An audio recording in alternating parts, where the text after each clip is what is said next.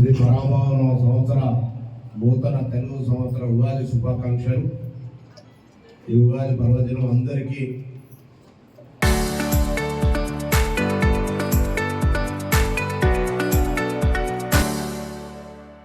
వచ్చే సంవత్సరం అంతా కూడా శుభం జరగాలని భగవంతుని ప్రార్థిస్తూ అందరూ సర్వేజన సుఖినుభవి.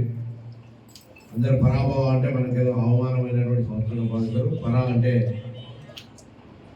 శివుడు, భవ అంటే అమ్మవారిని ఉద్యాల పండితులు చెప్పినారు. పరాభవం అంటే అమ్మవారు శ్రీ శివపార్వతులు కాబట్టి మనం తప్పకుండా శుభం జరుగుతుంది. ఎప్పుడు భోలా శంకరుడుగా అందరినీ ఆశీర్వదించేటువంటి శివపార్వతులకు సంబంధించిన సంవత్సరం.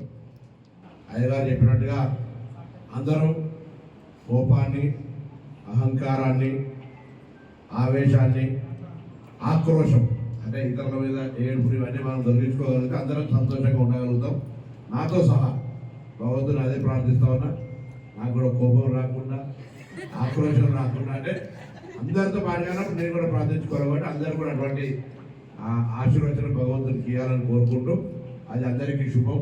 ఆరోగ్యరీత్యా కానీ మరి వ్యవహార రీత్యా కూడా అందరికీ మంచిది కాబట్టి తప్పకుండా అందరం కూడా మరి ఈ నియోజకవర్గ అభివృద్ధి, ప్రజల సంక్షేమము, ముఖ్యమంత్రి రేవంత్ రెడ్డి గారి నాయకత్వంలో ఇంకా తెలంగాణ ప్రజలకు అన్ని రకాల మంచి జరగాలని, అందులో హుస్నాబాద్ నియోజకవర్గం మోడల్ నియోజకవర్గంగా అన్ని రంగాల్లో విద్య, వైద్య అన్ని రంగాలకు సంబంధించిన లోపల ముందుకు పోయే విధంగా అందరం కలిసి మరి అటు ప్రతిపక్ష నాయకులు కూడా అభివృద్ధికి సహకరించి అన్ని రకాలుగా అందరం మన ఊర్లను అభివృద్ధి చేసుకుందాం అనే మాటని సందర్భంగా అటువంటి బలాన్ని ఇవ్వమని భగవంతుని ప్రార్థిస్తూ అందరికీ మరొకసారి పేరు పేరున హృదయపూర్వకంగా ఉగాది నవ శుభాకాంక్షలు.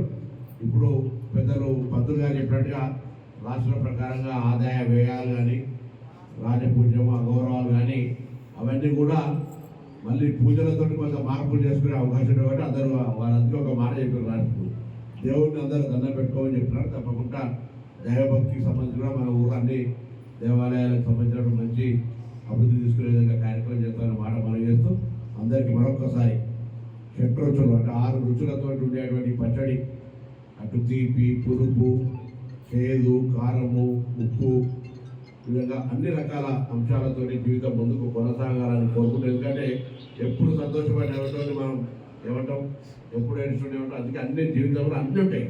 అన్నింటినీ స్వీకరించి ముందుకు పోగలిగినప్పుడే అది జీవితం కాబట్టి అటువంటి జీవితంలో అందరికీ మంచి శుభం జరగాలని కోరుకుంటూ అందరికీ నా హృదయపూర్వక నమస్కారాలు.